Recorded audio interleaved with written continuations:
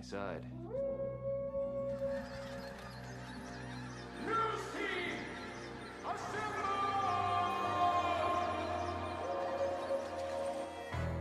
Howdy, Aggie Land. Welcome to the SEC. Our program will be built on 4 principles in which I talk about all the time: toughness, effort, discipline, and pride. Dang it! I'm going to have to buy that boy cream cone. Now I'm distracted on my point. What were we talking about? It's bullcrap. All I care about is winning. Show me the dang baby. You do it till they do it right, and then you do it till they can't do it wrong. Go get him. Why are you dancing around? Eat him like he's a steak.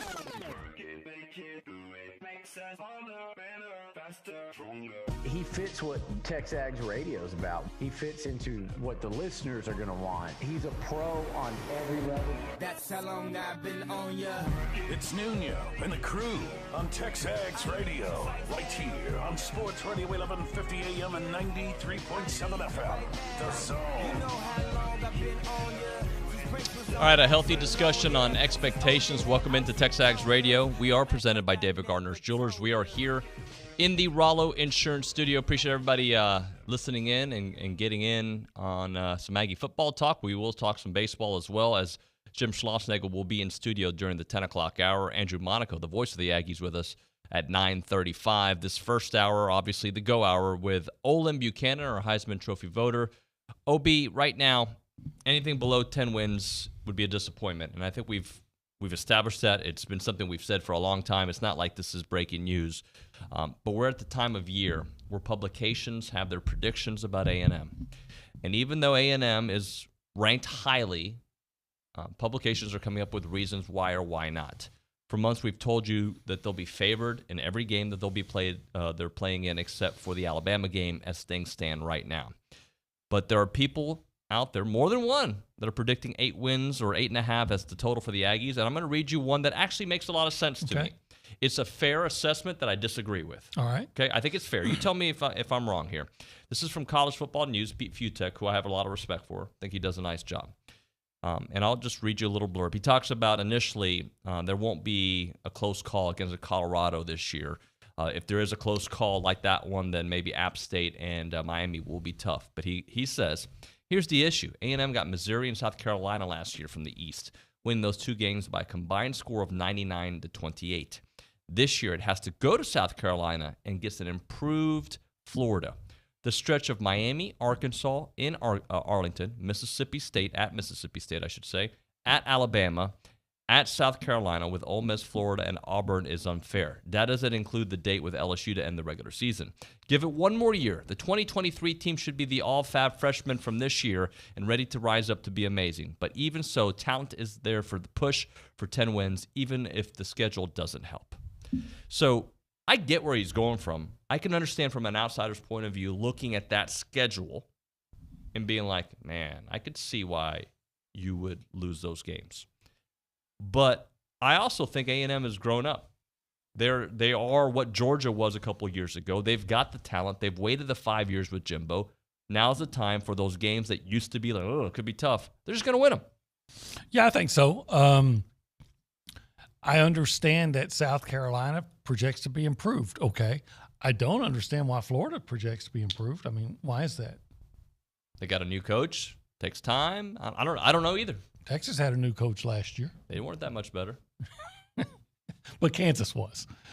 Kansas was the reason they had a bad year. But here's the deal, and I've been saying this, and I don't care anymore how good or bad the opponent is. Yeah. A&M is good enough now to beat anybody. You don't have to look for a flaw. Now you can just, I mean, if they're there, great, but now you can just say, you know what? We've got better players, we've got better coaches, so let's go. Let's go. That's where it is, and I actually kind of like people saying 8 wins because historically A&M does better when they're doubted. But the 8 wins are what people are predicting that are media members, and then there's the polls that have A&M at number 5, which is voted on usually by media members. So I'm confused. Like, which one is it? Like, not saying that Barrett and Pete and whomever thinks, I think they're a 10-win team. I think 9.5 wins would be a better number to put it at. That would be tough. Well, I think that when you look at A&M, and I'm trying to look at it as I'm not covering them every day, and I'm going, well, they lose Kenyon Green, and they lose Isaiah Spiller, and well, their quarterback situation wasn't good last year, and they lose that guy too. And DeMarvin Leal is gone, and so I remember back in my previous job, we heard about Texas Tech. And we kept hearing about this receiver at Texas Tech as a redshirt. So good. Now, nobody could cover him in practice. Well, it turned out to be Michael Crabtree. He's pretty good. Now, I'm not saying Tumisi Adelier is going to be the Michael Crabtree of defensive ends, but nice. I'm not saying he's not. All I've heard is tremendous things about him, about how hard he is to block. Sure. So, that's a guy that A&M is going to be counting on some guys that they haven't seen play yet to do well, and Tumisi Adelier is one of those. Who's going to replace Kenyon Green? Well, whoever it is not going to be as good as Kenyon Green, but everybody else on that offensive line should be better, so long as the guy who replaces Kenyon Green is not a total disaster. That offensive line is going to be better, and I still say that the quarterback's position is going to be better because, well, quite frankly, I thought because of many circumstances, that Zach Calzada just wasn't very good except in one game last year. And then I mentioned Isaiah Spiller. I've said it before. It's not a knock on Isaiah. He's going to have a successful professional career. But I think the Aggies get better at tailback with a guy that's good, with Devon Achane carrying the ball 20 times a game. So a couple things, and I'm actually going to do a segment later where I kind of look at some of these numbers. But A&M's offense, with a different quarterback, be that Haynes, Max, Connor, whomever wins that spot, that is worth at least 3 or 4 points per game, I think, extra. Just that change alone. Would you agree with that? I would say that change alone, if you're going to be conservative, is probably worth 3 points. And I just don't think you're going to – I mean, there were games where it was just hard to watch him play quarterback. Yeah. You felt uncomfortable for him. Last year, they averaged 29 points per game. Okay. So I think 32, 33 points per game is very possible. That'd put you in the top 5 in the SEC, by the way, if you average 32, 33 points per game. Let's say defensively. Their defense, let's say they take a minor step back because you lost some of the talent. I don't think there are, but let's just say they gave up 17 points per game last year. Okay. So that turns to 20. You're still winning these games. Oh, I think so. And, one of the things I didn't bring up is, again, there was a slew of injuries at receiver last year. Mm-hmm. Nobody wants to talk about that or acknowledge it because you still had Weidemeyer, who didn't have his best year. I think he was thinking about the NFL. And you still had Anias. But you lost Caleb Chapman, and you lost Chase. Gosh, why am I doing this? CP. Chase Lane. Chase Lane. Yeah. Sorry, I heard CP. I was like, huh? yeah, no. Like I said, I had a CP3? I had a senior moment. But anyway, you lost guys like that, and Demas was inconsistent. So, and I mentioned how A&M's going to be counting on some guys they haven't seen yet. Well, Evan Stewart's one of those guys you're counting on that you haven't seen yet. But all the reports and what little we have seen is outstanding. So I think they're going to put more talent on the field offensively, and I think they're going to probably put as much talent defensively as they did last year. Another reason I thought that Pete's article was fair, because I do agree A&M has a tough schedule this year. Mm-hmm. Going on the road for, a month basically, it is a tough schedule. But every year in the SEC, it's a tough schedule. Right. I mean, that's just what you get. Yeah. That's what you signed up for. It's not supposed to be easy. If it was easy, if you wanted it to be easy, you stay in the Big 12. Yeah.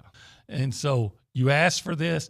What they'd also say is, gosh, South Carolina, let's see, they got to play A&M. Yeah, Arkansas, okay, you got to play A&M. Yeah, those teams got to play us too. Yeah, so, that thing goes both ways. And, again, A&M in most of those games going to have the most talent. Yeah, it's and a better coach. And a better coach, more talent that has to prove itself. By the way, every team in the country has that same kind of problem. Maybe A&M's got more young players coming, but they also have more 5-stars. Well, here's what I think a lot of people, I think they conveniently forget it. Yes, A&M had the number 1 class last year, and there's a lot of excitement about that class. And there's going to be some guys on that class that are come in and contribute right away. But A&M and Jimbo Fisher and his staff has recruited in the top 10 and top 5 for the last 3 years. Right. So it's not like there's no talent except in that incoming freshman class.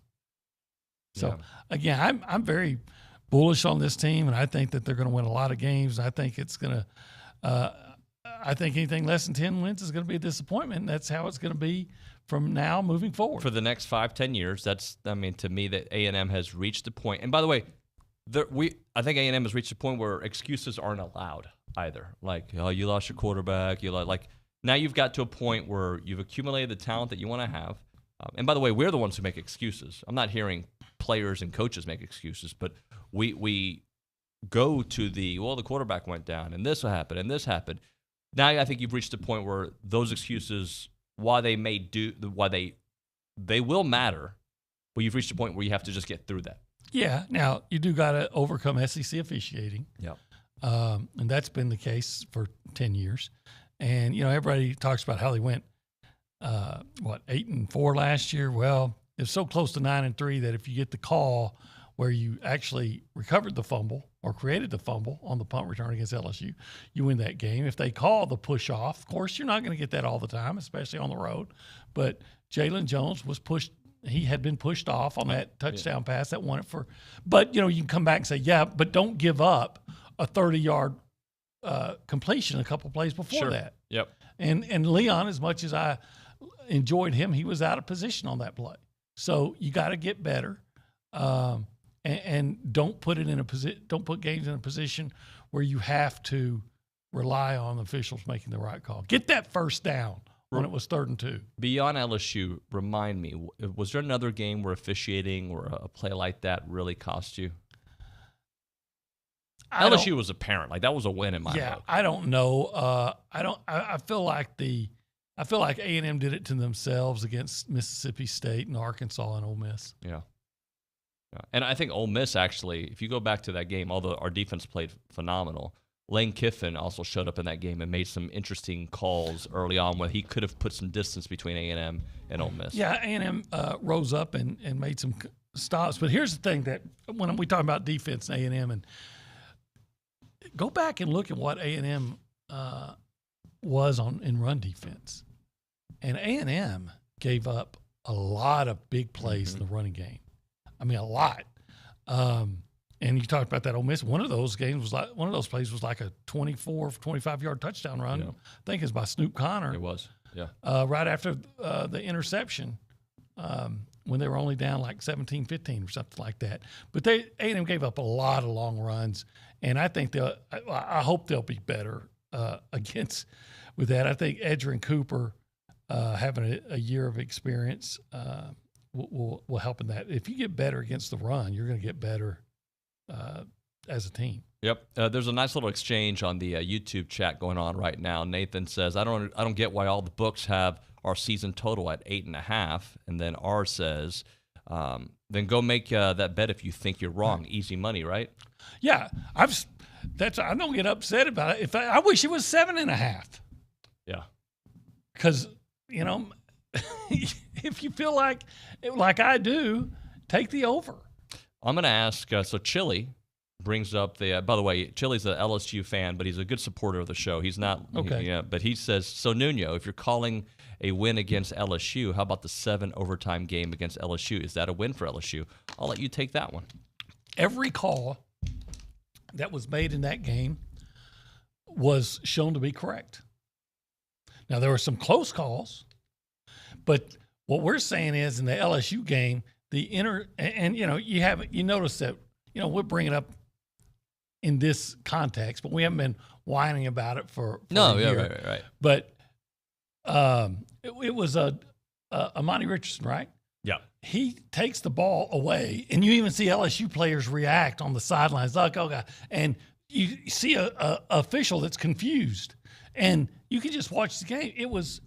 They blew that call. Now, against LSU, now if I'm an LSU fan, I'm going to be angry, but the bottom line is Kellen's knee's on the ground. The bottom line is – And they went and reviewed that. Yeah. The bottom line is this one first down that they complained about. I think it was Courtney Davis.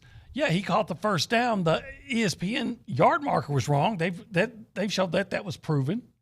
On the play that they spiked the ball, there was still time on the clock before they threw the last touch. I mean, this has all gone back. I even saw NOLA.com break it down, and even their own website said all those calls. There was a play where Jay Sternberger caught a pass. You think he's going to be a big play, and he gets hit and he fumbles. Right.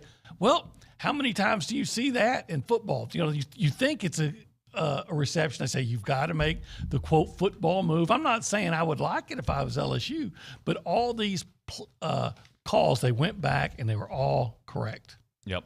If you want to be a part of the conversation, you can. You can do it on one of the chat pages here, TexAgs.com. You can be a part of the chat there. You can do it on the YouTube page. And if you're watching us on the CW or YouTube, thank you very much. Listening to us on the Zone, you can text us on the A&B text line, 979-693-1150, or call us up on that BCSI hotline, that same number, 979-693-1150. We quickly go around the room because we took a long time. Sam Kamen behind the glass. Good morning. Good morning. I have a new person that has a high morale here at TexAgs, and it's Tomas Romo going to church yesterday. But the only problem is he left church early after communion. Wait. And he wouldn't give us a reason why. Okay, time out. I'm getting in on this now because if we're going to say this on the radio, I want to defend myself. I went to church. I went to communion. And truthfully for me, I got done and I was like, you know what? I just want my own time with God. And so I went outside and I sat down and I did my own thing, and I was there for about 10 minutes, and then I left. This is a Seinfeld episode. This is definitely a Seinfeld episode. I'm just saying. Curb your enthusiasm. I have to admit, I'm not proud of this, but even whatever the situation with Tomas was, he did better than me. You didn't make it? I didn't make it. You didn't make it. Okay. And I think it's very interesting that Sam was taking attendance and monitoring. No, Sam wasn't taking attendance. Oh, okay. Kay had said that she had saw Tomas at church and was just wondering. What a fine, upstanding, moral group of interns we have here. They're all going to church and they're monitoring each other. And of course, we know Sam. Like when Sam's feeling rebellious, what does he do? Go to the late church. He goes to the late service. So I will admit, there are times that I want to leave after communion or because that last song, I don't really need it. I know you're supposed to reflect, but at that point, I want to leave. But then I know people will see me leave. So unless I have a soccer tournament, I'm staying. I'm there. I'll wait till the end. Yeah, I mean, look, when I make it, I'm there for the duration. But I have to say, I have to couch that with when I make it. Yeah. Yeah, I've got flaws. I've got flaws. Don't we all? I've got more flaws than most. Don't we all? You know what? I think it's just a good reset point when I go. It's a real good reset point. I mean, we don't have to get into that, but I like going and then starting my week off with a great message. But the message is Tomas will leave the show early if he could. That's what I'm basically hearing. Or no, he'll just go out for about 10 minutes and then do his own thing. He'll do a podcast in the lobby on his own time. He's got his own time with the microphone. Is that fair, Tomas? You know what? Yeah, I'll take it. I typically like to leave about the time they're bringing out the offering plate. It's like the bill when the bill comes. I don't know the restroom. All right. Hey, I'm joking. God knows exactly what's in your head. Let's do this. Tomas will come back with some news and notes when we come back. Right now, I want to talk about the Association of Former Students. By the way, they stay for the entire service. That's something I know about the Association of Former Students. They'll stay, and they're going to give. They love the collection plate, and they've been doing that for Aggies all around the world over 140 years. Your financial gifts have empowered them to be here, to be there, to be everywhere. They help out with ring day, class reunions, muster, tailgate, traveling Aggies. That is what the association does. And if you ever stop to think about the why, well, the answer is look in the mirror. Now, you're part of the why, guys. The association, they do it to help program services and traditions at Texas A&M. They are here for every Aggie in the Aggie network, and that's why I'm encouraging you to look at IamTheWhy.com. Go on that website, IamTheWhy.com, so you can learn their why. Their why is these unique Aggie stories and perspectives that are very similar to your own. When you go there, you're going to feel like you're watching a really nice short documentary on Aggies, and to me, that speaks speaks volumes for what they do.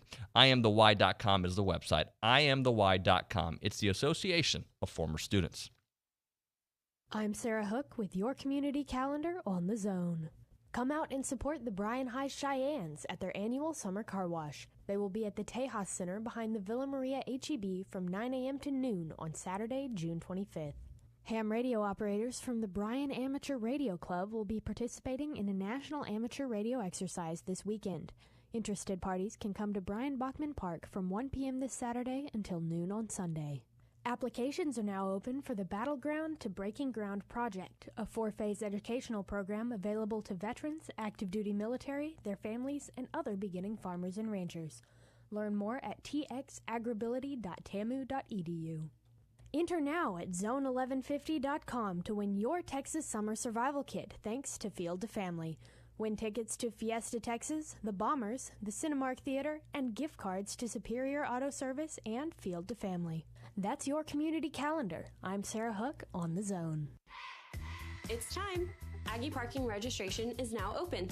Register for your 2022-2023 parking assignment online at transport.tamu.edu by July 6th. Be prepared to update your license plate number during the registration process. Don't wait. Log on to transport.tamu.edu 24/7. Register for your 2022-2023 parking now. Brought to you by Texas A&M Transportation Services. If you have a debit card, you're used to spending money. But what if your card actually ended up earning you money? That's not exactly normal, but that's what you can get at A&B. It's called Kasasa Cashback Checking. Don't mind the weird name. What you need to know is that it's a free account with cash rewards. Use your debit card for everyday purchases, and we'll pay you cash back every month. If that doesn't sound like normal banking, well, guess what? We're not a normal bank. So contact A&B today and ask for Kasasa or visit ANB.com. Equal housing lender, member FDIC. We're here with Jason Rollo of Rollo Insurance. Jason, when we say the difference is real, what does that mean? Let's take the term real, R-E-A-L. Rates, education, assets, and life. And here's what I mean. People think insurance is about rates, and although those are important, it's really about education of the product you're buying so we can protect the assets of people, and we want to do that for life. Insurance is about taking care of people, and that's what we mean when we say the difference is real. For more information, go to rolloinsurance.com/TexAgs. The Louis Bellina Show and Field to Family would love for you and your family to have the bestest, greatest summer ever. Enter now, go to zone1150.com, and you can win a Texas Summer Survival Kit. Go to Fiesta Texas, Six Flags, go to Cinemark Theater, go to a Brazos Valley Bombers game, win a gift card to Superior Auto Service, and Field to Family. Enter now, you can win Treat the Family to a Texas Summer Survival Kit. Go to zone1150.com.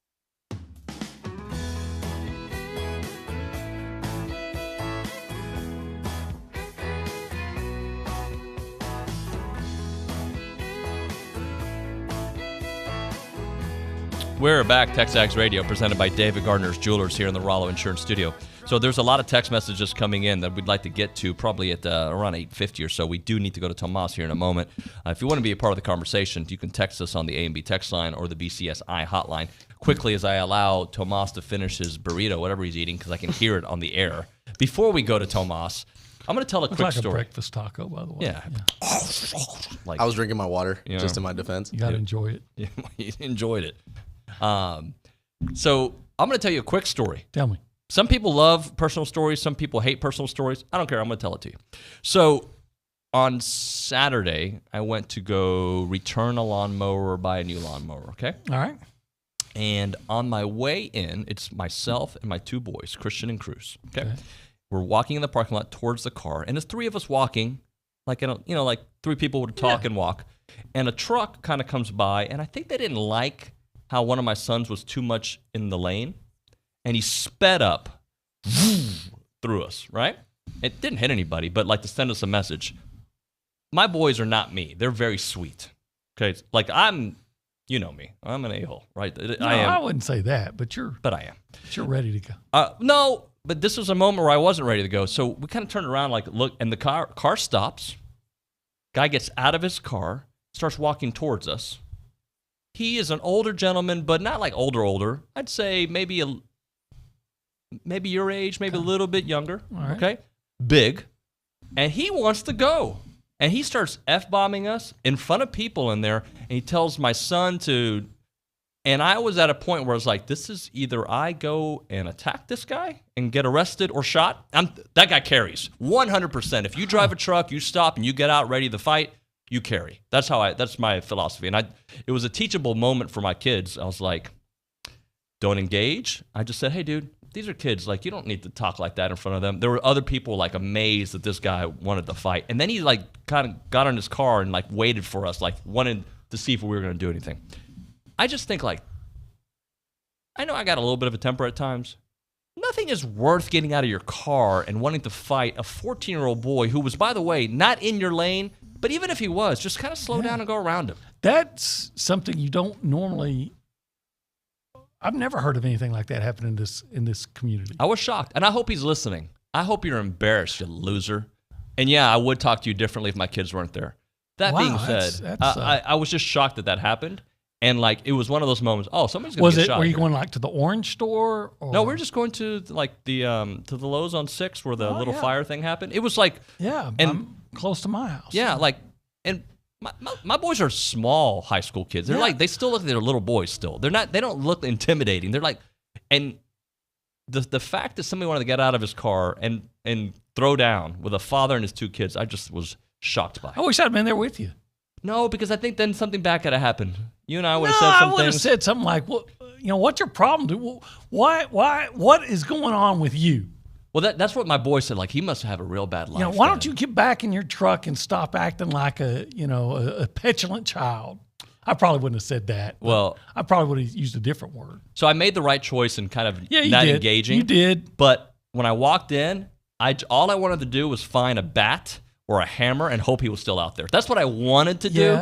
But I think if his identity was known, that he would be, I'm not want to say universally, but the vast majority of residents in our fine community would condemn him for such an act, because they don't. People here, I have found in my 10 years here to be extremely friendly. 99. I was shocked that this happened, and it was just. And somebody's texting me. Was that a big white truck? I don't believe it was. I remember it being a big blue truck, but I might be wrong. So somebody, I know a guy. I know a guy who would do this. Drives a big white truck. And look, everybody's been really friendly to me. I find most people, even the ones that are a little snarky on the internet, when you meet them in person, be very polite.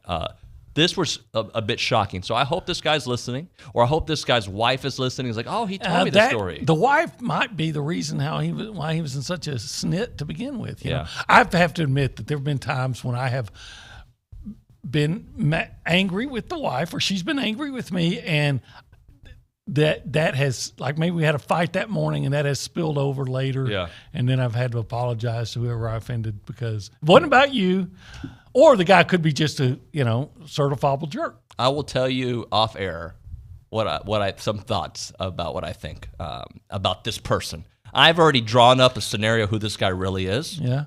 And, I'll tell you off air.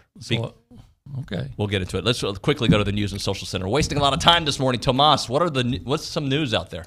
Well, I got 2 things for you guys, and I'll read a question we have on the text thread. First off, Palish and Rock land All-American honors from D1Baseball.com. A&M relief pitcher Jacob Palish and outfitter Dylan Rock earned D1Baseball.com All-American second-team recognition. Well deserved. Yeah, well deserved. In fact, we'll have Schloss in the studio a little bit later. Looking forward to chatting with him about what they meant to this team this year. 2-time Tokyo Olympic gold medalist A-Ting Mu added the USATF 800-meter championship to her resume, while All-American Brandon Miller, also in the 800 and Tokyo Olympic 100-meter silver medalist Fred Curley, placed 3rd in their respective events Sunday afternoon at Hayward Field. That's good stuff. I'm sorry, one of these texts caught my attention. Walker in Houston says, was it Carl Pellini? Oh, that's funny. That is funny. Let's get one more in, Tomas. Johnny in College Station asks, you think Spiller's replacement can carry the ball 240 times in a 12-game schedule? Yes. Yeah. Yes, I absolutely can't do. Yeah. No doubt in my mind. He runs with a lot more power than people think. Yes, he does. He certainly does. All right, a lot of good text messages coming in. We'll try to get to those. We got to hit a break here so we can stay on point. Also, we're going to start a new little thing that was brought to me by Richard Zane, which is we're going to go through the top 12 moments since I've been at TexAgs, all right? And we're going to do number 12 today. And today's it's not necessarily a moment. It is a moment, but it kind of encapsulates a lot of other things. It'll be a year since I've been at TexAgs next week, although I had already moved here at this point, was coming to the office and getting some work done. But my first on-air day was July 6th. So we'll talk about number 12 when we come back here. Is TexAgs Radio. We once had Olin do push-ups on air for good radio. Go figure. Are you ready?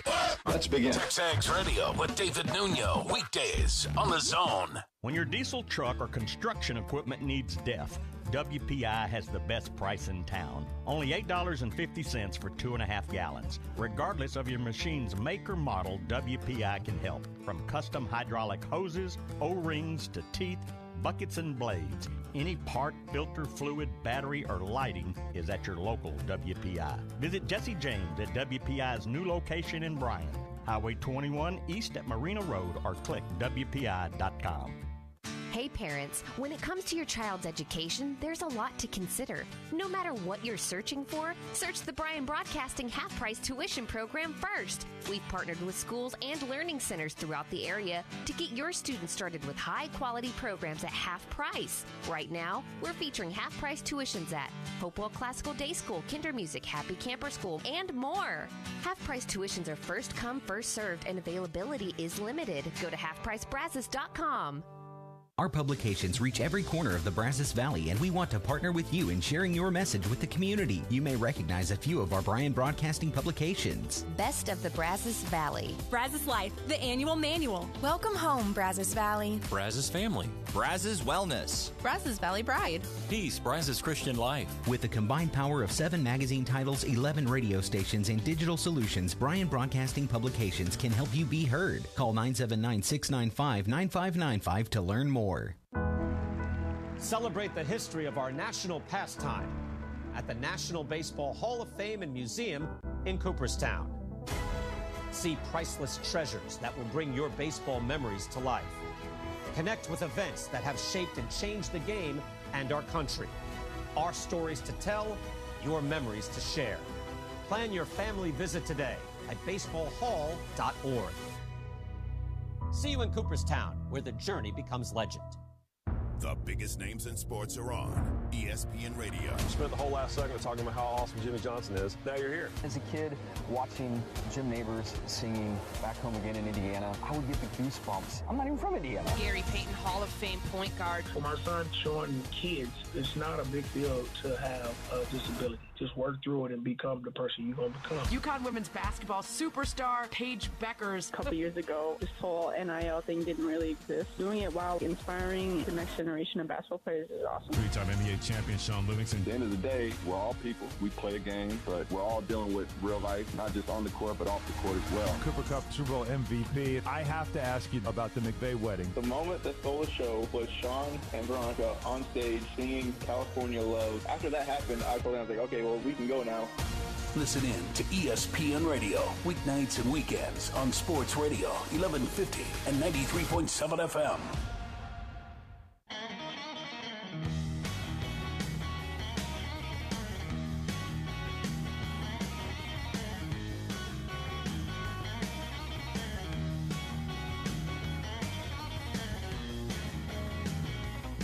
All right, a lot of text messages coming in. Appreciate everybody. I didn't think my little sidebar was turn into what it's turned into, and Obi and I had a nice conversation during the break with the guys. It is TexAgs Radio. We're going to get to some business here. So, and we're presented by David Gardner's Jewelers here in the Rollo Insurance Studio. But so Richard had a great idea for me. He's like, hey, you know, as we get close to a year, why don't we kind of go through, this has been such a historic year for A&M athletics. And by historic, there's been some highlights from sound bites. There's been highlights on the field and the court and the diamond. And there's just been some really cool moments since you've been here, David. Let's go through some of the top moments. he thought of the number of 12 because of 12th man, and everything's always 12. Yeah, so we're doing the top 12 moments. We'll do a big chunk of it this week. We'll continue after the 4th of July break, but we're going through them. And today's, I don't really have like a moment for today. I'm using more of my relationships with coaches in this studio as a jump-off point, and some of the success that we've had from, and not because of them coming to the studio, but I can kind of go through some of the guys that have been here in studio, and women, I should say, that have been here in studio. But if you look at from Bird Coon in volleyball, which we developed a great relationship, and we talk movies all the time when she comes in. She's been phenomenal. We had equestrian coach, and they had a wonderful year. Tana McKay, Steve Den, men's tennis, Pat Henry. The success that he's had forever, and developing a relationship with Pat. Brian Corton, Mark Weaver in women's tennis, the amazing run that they had, and Garrett Chadwell, the women's golf, who had a historic run as well. Like in this spring, OB, we've had some moments in all of these sports that are like great runs. And Garrett Chadwell was hired right around the time I got hired and Schloss got hired.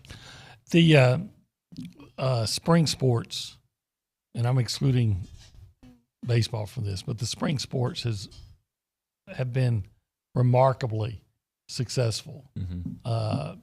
Look at Sam Bennett, Ating Mu, or Mo, however she says her name. I'm still not sure. And what she's done, as well as just track and field in general. And then what the women's tennis team finished, in the Final Four. In the Final Four. That was a great run. The golf team. So, if you want to lump all those together, just spring sports, for the most part, have been just, phenomenally successful. Yeah. And I wanted to highlight one of those, and that's Garrett Chadwell, who came in the studio quite a bit this year. And their run, women's golf is the one who made it to the Final Four. Their run and some of the great conversations that we've had here in this studio. One of those with Coach Chadwell after the regional victory, and he came in the studio, and we had a great conversation, and we showed him on this screen up here, OB, video of their celebration. And I'm gonna take you back to that moment here on TexAgs Radio. When you took this job, okay? Oh my God! Is this what you were expecting? Is this like this quickly? quickly? To make me cry? Yeah, that's what I'm trying. It's unbelievable. I remember sitting here with Gabe. Who would have thought? What a beautiful moment, man. You've got to be so proud. That's the word. What a year. Well, what a year. And as Jimbo says, we ain't done yet. I love it. Well, we are loving every second of it. You know that you have a home here on the show. All right, we ain't done yet. Come like a rally cry for every sport at A&M. But I think what he should have done is, I can't remember who the guy was, that when they went, something, he dives into the nearest into the lake. Yeah. Who did that? What famous golfer did that, like at the Masters? I don't remember, like that? but I know I've seen it. Yeah, but that to me, when we're talking, there's not a singular moment when he's so moved. By the success, so moved by the success, and also just like feeling it in real time. This is still a new gig for me. It's still not officially a year, and for me to have developed these relationships in this chair through the last 12 months and to feel the highs and lows, and mostly highs this year. There's been a lot of highs. I feel like number 12 to me was about just thanking the audience and thanking TexAgs for bringing me here and then giving me the opportunity to have a Jim Schlossnagle in studio several times and to have a Jimbo Fisher in studio, to have a Garrett Chadwell, Coach G in soccer, and like all these people that we've developed relationships with and tell their story. Sometimes these stories aren't, there's the revenue sports that their stories get on air all the time. And then some of the other sports that, we fight to give them their time because they deserve it. And they have such they have such champions on their roster, I should say. They do. Good coaches bring in good players. And and that's what makes great programs. And I will say this, Chadwell, you've seen some of the hires that have been made and some of the immediate impacts. Yep. So I think this is it may not always be this successful, but I think you're going to find in your career here that you're going to have a lot more moments like that. Yeah. No, and look, I show that because I felt that moment, right? Like he there was my Roy Firestone, for those who remember that show that he used to make everybody cry on ESPN. I wasn't trying to do that, and that's just how he is. And then to kind of go through like the Pat Henry, like I honestly, as much as I knew about Pat Henry, the education of having Coach Henry here in studio when it comes to track and field, and the amount of learning that I did in this chair, thinking I knew stuff, and sitting next to him, the knowledge that he spits out every week, like that to me was educational for our audience, but for me as well. There's other coaches that could learn stuff from Pat Henry, like how to get your players ready to perform at peak level, at the right time and things like that. Just what are some of the things you do to make sure you're different sports, but you can probably borrow stuff from a guy like that has, quite frankly, had probably more continued and consistent success than anybody. To think about what A&M track and field did this year and the success that they had in the NCAA tournament and championships and the kind of run they had, think about they lost a legend in A-Thing Mo, right? A legend. She went on and she did great stuff just this weekend, right? And you also have somebody who defects to another university down the road that you expected to count on, losing two phenomenal players, yet you're still competing for a national championship at the end. Like, to me, that part of it is just some of his beauty. And then Brian Corton and the run that the men's golf team had, and Mark Weaver, who we've had here in studio several times. I get to see him now at the gym with Billy when I go. There's just I honestly, like, to me, I had to start off the list with the relationships that this chair has brought me. And then you brought up a good point, OB. The kind of hires that Ross Bjork has had since being here, and the success that Garrett had right away, the success that Schloss has had right away, the kind of success I think Joni Taylor's going to have, right? Softball, like there's a growing list of these sports. We ain't done yet. That's a motto for this university. That it's just a start. Right now, it's just a start. I think so. I'm surprised we don't see it on T-shirts everywhere. We got to make a TexAgs one before they do across the street, right? Yeah, right. Like that's, and it really is. And by the way, TexAgs, we ain't done yet either. We're still trying to figure out how to bring you better content, and we're not that far away from media days, my friend. I know. About what, 3 weeks? Yeah. Oh my goodness. Yeah. It's the worst 4 days of my life of the year. Is it really the worst for you? Yeah. I really loved it last year, but it felt like an all day thing. It starts for us at 4 or 5 in the morning, and it goes on. And if you do it the Billy way, it doesn't end until 10 or 11 o'clock at night when I'm usually asleep. So it's a long grind. Well, for me, I've complained about it over 10 years now, and this will be like I don't know, I have to go back and count it up, like 17th or 18th in a row for me. And it's not as bad temperature-wise in Atlanta, but typically you're sitting in a cold ballroom for hours on end, listening to coaches say the same things that have already been said, and you got to come up with, and then you want to interview players, but if you don't get right there at the very beginning, to the table, you're not going to be able to hear what they have to say anyway, and it's just a difficult time to produce a lot of content. And quite frankly, I have to produce more content than anybody, so I'm in that cold ballroom, and everybody else, okay, we're done. Now let's go out and have some fun. Right. So I'm mad at everybody else because they're having fun and I'm not. Well, if you want, I'll stick around. No, you don't have to do that. I know actually, we you stuck wouldn't. around last year, didn't we? Well, not in the ballroom with you. We went to the room and rested. Well, a lot of people started sticking around after the news broke. Yeah, last year. That's true. Was that day 2 that it broke? Yeah, I can't remember that. I think so. But I remember.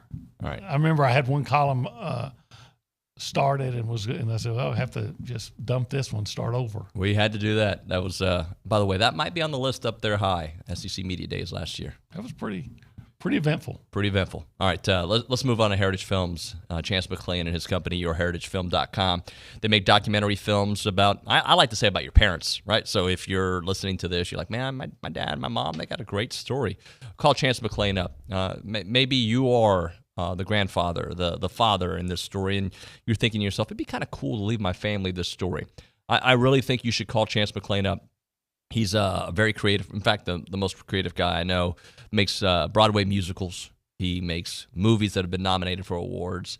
He's been invited to these red carpet shows to be celebrated in Los Angeles, started a radio station. He's a good old boy.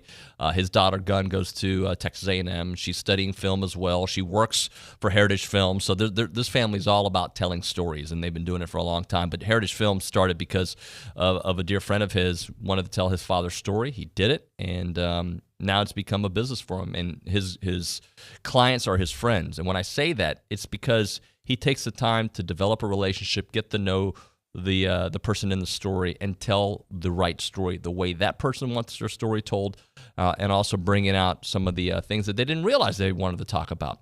First-class stuff, without a doubt. Yourheritagefilm.com is the website. 713-893-8341, 713-893-8341. I'm Sarah Hook with your community calendar on the Zone. Texas A&M Libraries is hosting the traveling exhibition Wild Life, Guild of Bookworkers Triannual Exhibition at Cushing Memorial Library and Archives through tomorrow.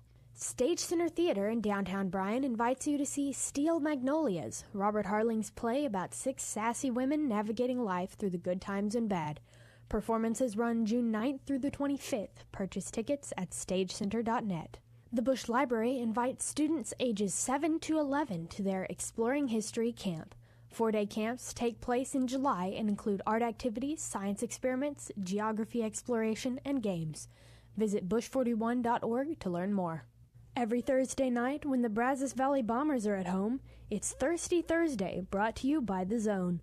$1 beer, soda, or water. It's Thirsty Thursday, brought to you by The Zone. That's your community calendar. I'm Sarah Hook on The Zone. Hi, this is Jeff Vanderwood with Veribank. Veribank is continuing to grow in the Brazos Valley with a brand new full-service banking center on Highway 6 in front of Academy. We have a team of genuine bankers specializing in personal and business banking, wealth management, and investor real estate lending ready to serve you. Veribank is here to help you succeed financially, and you can bank on it. Visit verabank.com today. That's VERA bank.com. Verabank. Member FDIC, Equal Housing Lender. It's time. Aggie parking registration is now open. Register for your 2022-2023 parking assignment online at transport.tamu.edu by July 6th. Be prepared to update your license plate number during the registration process. Don't wait. Log on to transport.tamu.edu 24/7. Register for your 2022-2023 parking now. Brought to you by Texas A&M Transportation Services. Keyshawn Johnson, Jay Williams, and Max Kellerman. It's Dr. Dre, y'all. Andre Snellings. I can't believe we're about to do this. Snellings, I just want to ask you this. That's not a question to ask. I'm coming off the top of my head. If Kevin Durant is there, can we remove Steph Curry with Clay and Draymond, and let's say Dame Lillard or Trae Young, and slide them into Golden State? Are they still cooking? Ooh. So Dame Lillard has that game, and Trae Young does too. Dre, let me say one thing. Dame is an incredible player. Dope. Same with Trey. He is. We are talking about the only unanimous MVP. We are talking about the greatest shooter in the history of basketball. I don't know why he infuriates you. Like, why do you let him get under your skin like that? I can't believe the way he just antagonized you. No, that's all the time we have. I'm sorry, Jay. Listen in to Key, J. Will, and Max, powered by WC Tractor from 5 to 8 on The Zone.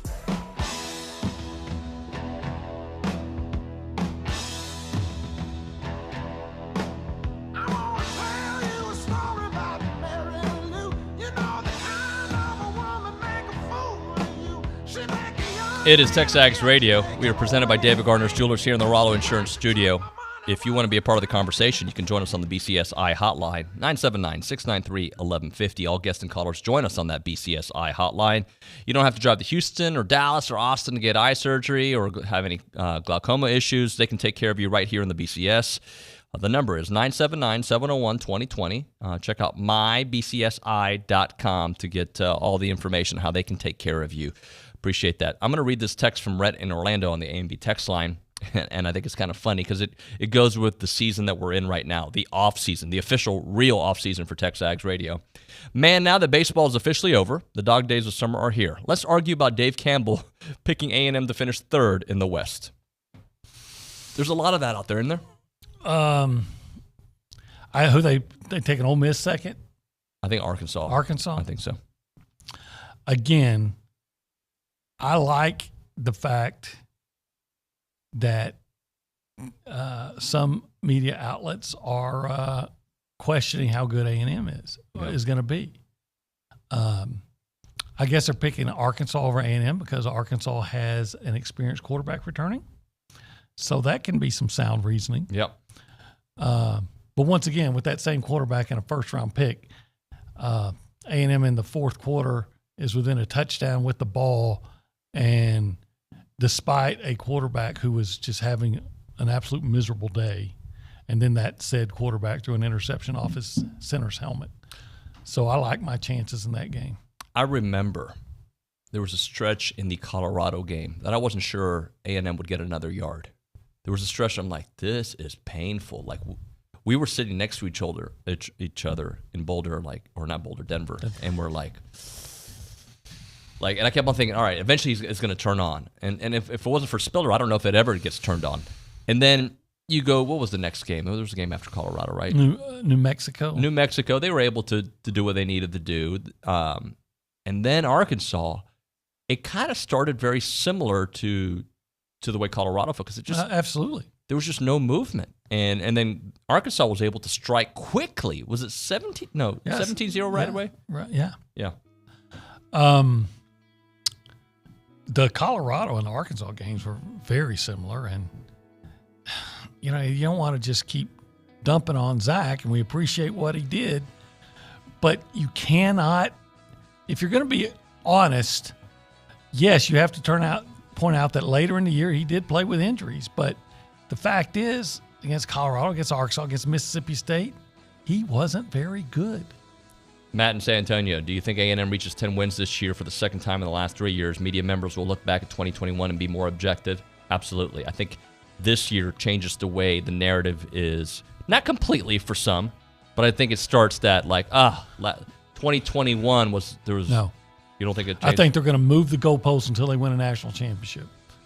Okay. I mean, look, they went 9-1 in a 10-game year, and they're like, oh, they've only won 9 games, without pointing out that it's a 10-game year. OB, thank you, sir. You bet. Tomorrow, TexAgs Idol, if you want to be a part of that, text us. We've got maybe one spot left. It's TexAgs Radio, hour number 2 coming up next here on the Grand Program.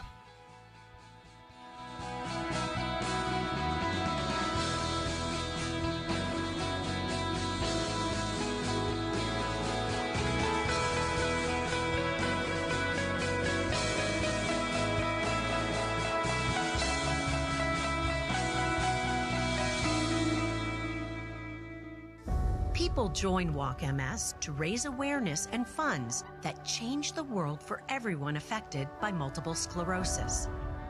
MS attacks the brain and spinal cord. It's the most common neurological disease leading to disability in young adults.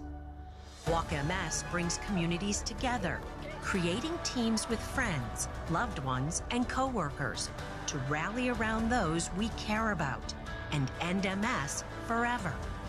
Join us. Together we are stronger. Walk MS fundraising accelerates research breakthroughs and life-changing breakthroughs. It will take all of our passion, determination, and fundraising to end MS forever. Together, we can change the world for people with MS. Join us. Register today, start a team, and raise funds at walkms.org. This is Aggieland's home for Aggie football, Aggie basketball, and Aggie baseball. Zone 1150 AM and 93.7 FM. Plus online at RadioAggieland.com. This is KZNE College Station Bryan.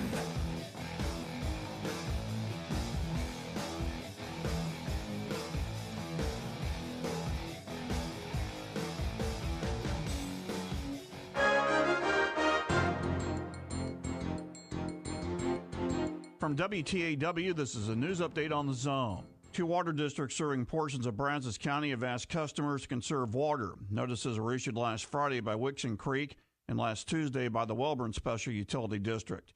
Conservation requests includes limiting and rescheduling lawn irrigation to off-peak hours. In the city of College Station, Water Resource Coordinator Jennifer Nations says last Thursday's usage of 21.6 million gallons is at least 4 million gallons more than usual for this time of year. Speaking on WTAW's Infomaniacs, Nation's asking College Station customers to move the times lawns are irrigated and grass does not have to be watered every day. The message that I always put out is still relevant here. The deep and frequent watering is really best. College Station water customers can also receive inspections of irrigation systems. Tomorrow's Brazos County Commission meeting for the second straight week will include consideration of a burn ban outside of city limits. Tomorrow's commission agenda also includes proposed voting locations for the November general election. There's a traditional list of 5 early voting sites inside Bryan College Station that includes Galilee Baptist Church. A new attraction could be coming to College Station Central Park. An amusement-style park train that would go around the Fun for All Park. College Station Mayor Carl Mooney told the City Council the new public relations director of Union Pacific Railroad will be checking out the idea in person. That's after Mooney visited with UP officials while he was in Omaha for the College World Series. A College Station mother spent part of the weekend in jail after her arrest on a charge of punching a 12-year-old in the face and chest on a College Station ISD school bus last February. This is after the mother told College Station police, according to her arrest report, that her son was punched in the face and chest by the 12-year-old. Security video on the bus showed both children exchanging words and punches and the mother striking both children. That's news on the Zone. If you own construction equipment and need replacement rubber tracks, now's the time to get $200 off your next set of rubber tracks at WPI. Regardless of your machine's make or model, WPI can help. From custom hydraulic hoses, O-rings, and depth to teeth, buckets, and blades is at your local WPI. Visit Jesse James at WPI's new location in Bryan. Hurry in. $200 off rubber tracks in soon. Highway 21 East at Marino Road or click WPI.com. It's time. Aggie parking registration is now open.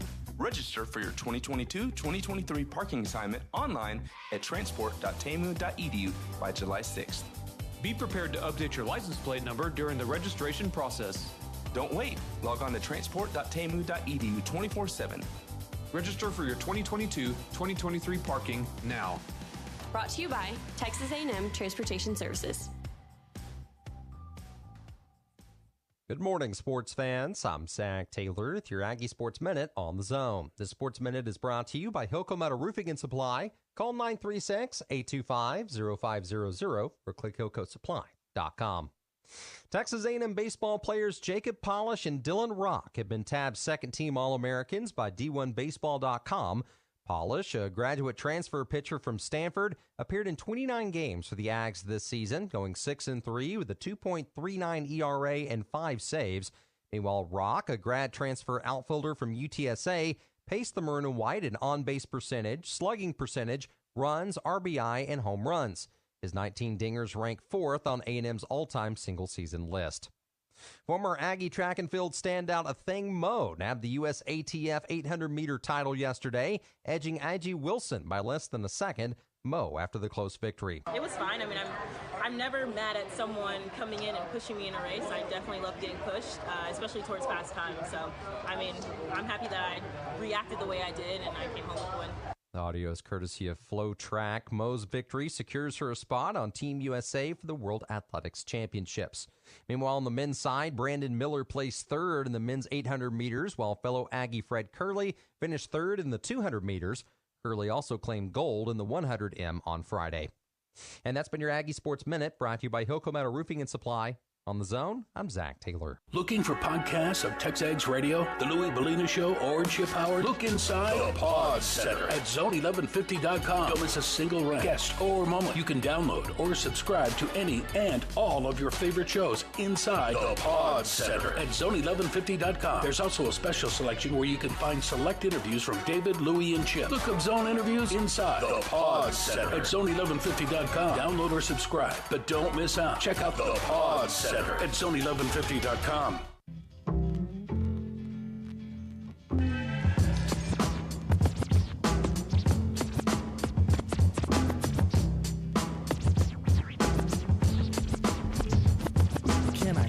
Can I kick it, ladies and gentlemen? TexAgs Radio, presented by David Gardner's Jewelers here in the Rollo Insurance Studio. Appreciate everybody listening in. As I mentioned, we're doing TexAgs Idol tomorrow. We got a spot left if you want to try out. For those who don't know what TexAgs Idol is, it's basically your chance to audition for the fan show. Many people are like, hey, I want to get on the fan show. How do I get on the fan show? Can I get on the fan show? So there's a bunch of that going on. And so we came up with TexAgs Idol. Because I can't, let's be very honest, folks. All of us can talk sports. If you're listening to this show, you can talk sports. Not all of us do a good job of entertaining and having great thoughts in a talk radio format. You can say that about myself too. But so we do the audition and give you a chance to be on the show. And if you get voted, you get moved on to do the show that week. So it'll be fun. If you want to be considered for TexAgs Idol, text us on the A&B text line. 979-693-1150, 979-693-1150, or you can reach out to us on the BCSI hotline. So we'll do that. And by the way, the A&B text line, A&B is a College Station branch of the Amarillo National Bank. Good Texas banking. The website is anb.com. All right, let's now go to Sam Kamen behind the glass. We're going to play a little true or false this morning. He's going to throw out some scenarios at me that he worked all night on, and I'm going to come up with some random answers. Sam, let's get into it. All right, we're going to start off very, very hot, and you mentioned this earlier, but true or false, A&M will score 30 points per game in 2022. Yeah, they will. So last year, they averaged about 29 points per game, and just by the simple fact alone that I think the offense is going to be better on multiple fronts, they're going to score at least 30 points a game. I told you guys earlier, defensively, they gave up about 17 points per game. But for 2 straight years, and it may even go longer than this, but just recent memory, the last couple years, pretty much every game you look at goes into the fourth quarter, right? Every game, the Ole Miss game, the LSU game, the Arkansas game, just start naming it, the Alabama game, the Auburn game. You go through, now not South Carolina and not really Missouri, but most games went into the fourth quarter. They were somewhat a game entering the fourth quarter, late into the fourth quarter, late in the fourth quarter. But offensively, you've got more playmakers this year, A, because of health, and B, because of some of the guys you brought in. Okay, that's part of it. You're going to have a better quarterback. I think you're going to get some more points based on if it's Haynes King, let's say, and that's who most people think is going to be the starter. Although there's been a large contingency out there saying Max Johnson is, but with Haynes King, he's going to be able to run the ball. He's going to open up A-Chain. He's going to open up the wide receivers, his ability to scramble. So they're going to run the ball better. They have more explosive players at wide receiver. Does tight end take a step back? I don't know. I don't think tight end played all that well last year. And you've got some young and upcoming talent there. They'll be, I believe, in the top 5 of the SEC in 2022 offensively. I think they're going to be closer to 33-ish points per game. You're going to have a better offensive line, which will allow A-Chain to do more of what he does. It'll allow more playmakers to do what they do. Anaya Smith, another year back. I think he's angry from a couple of the things that happened last season, from the record and some of the drops he might have had early on. You're going to have more explosive offense. I believe you're going to get 33 points per game, and I don't think that's 4 points higher than you were doing last year. I don't think that's ridiculous. Sam, do you kind of jive with that? Yeah, I agree wholeheartedly. I think when you look at this A&M team from last year, most of the key pieces they lost were on the defensive side of the ball, and obviously you didn't have the quarterback is going to be new, obviously. And I think we, like you said, take a step up with want either Max, Haynes, or even Connor. I think the biggest point, though, is just the offensive line getting more another year to develop. Like Bryce Foster was a freshman, Deuce Fothery was a freshman, and so another year to gel. And obviously you got Coach Indazio, who's a new coach, so you don't know how that helps or hurts, but I think all in all, it's going to be a step in the right direction. 100%. All right, let's go to the next one. All right, Arkansas will be the game where we find out and really know who this A&M team is. True or false? I'm going to say both, and I know that's a cop-out answer. I apologize, guys. And sometimes it's more for conversation's sake more than anything, but I say true and false. And the reason I say that is it's going to tell us a lot. It might tell us more about Arkansas than it tells us about A&M because, Arkansas's got some questions too. As well as that program is going, it is a game where they're going to be tested against a different type of A&M team. I think last year when you look at Arkansas, they get so much credit for the 9-win season being a Zach Calzada A&M team, and they did well beyond that, but they weren't as impressive after that game. So it's the first SEC game of the year. A close game every year, no matter who's highly ranked or who's not. We know that. For some reason, the media is all in on Sam Pittman and Arkansas, so people are going to be predicting them to win. I just don't buy them yet. You don't lose a player of Treylon Brooks' caliber and expect to just be back where you were. KJ Jefferson was nice. A&M's defense was able to get to him and get to him often last year. I expect to see more of that this year as well. This is coming off the Miami game. And to me, the Miami game might be the one that tells us about A&M. And again, when you think about a football season, when you think about a baseball season, when you think about a basketball season, don't read too much into the earliness because as the season goes on, a coach, a philosophy, a team develops. We saw it in basketball. The team that we saw, early on, we got some ideas of who they could be. They weren't the same team, obviously. And after the 8-game losing streak, they were a completely different team. Baseball, they were a certain team heading into the LSU series. They became one of the top 4 teams in the country after that. So that early on in the season, I don't know if we're going to know all that much. I think we're going to know a lot about Arkansas after that. And I definitely think the Miami game the week before is the one that tells us. And just so you guys kind of understand the magnitude of this Arkansas game, that is the first game this year away from Kyle Field. And then you have that gauntlet. So you've got the Arkansas game at Jerry's World. You've got a game at Mississippi State, then at Alabama. You've got to start off that stretch with a W. You have to start off that stretch with a W. So such a crucial time in the season. All right, let's go to the next one. All right, true or false? Miami is overrated. Yeah, I'm going to say false. But I don't know the team that A&M plays is as good as they're going to be. There's a lot of new players coming in there. There's a new philosophy, a new coach. There's a lot of excitement level. That team by the end of the year is going to be really good, and they're going to be competing for an ACC championship.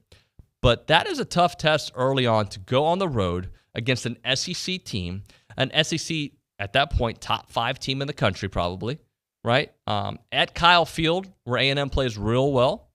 We're going to get to learn about their Heisman Trophy quarterback. We're going to see. And is he Matt Corral? If he's Matt Corral, if he's that good, then yeah, Miami's going to be really good. I know that's what people are saying about him right now. I've got to see it. They said the same thing about other quarterbacks too. Spencer Rattler, who did not have a Heisman-esque season last year. All right, so the game is at Kyle. They have a really good program. They're a new program, right, because of the changes there with Mario Cristobal. First real test. They're going to be really good, and I think they've got so many transfers that it's hard to tell you how good they're going to be.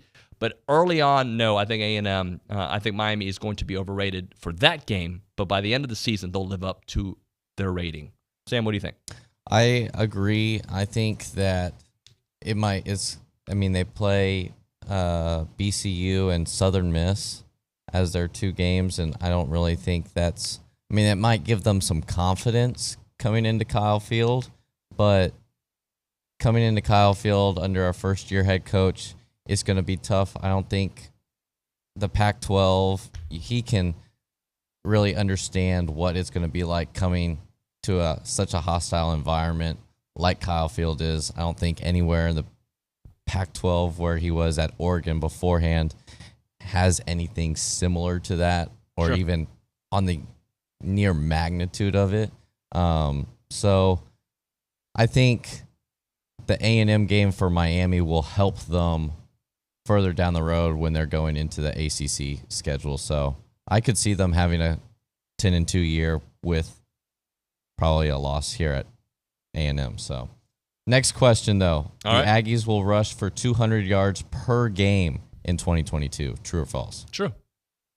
That's not that off of last year. Last year, they averaged 184 yards per game on a team that had to run the ball, but everybody knew that they had to run the ball, so all they did was try to stop running the ball. So that's part of the equation. You need 16 more yards per game. I think you're going to get that this year.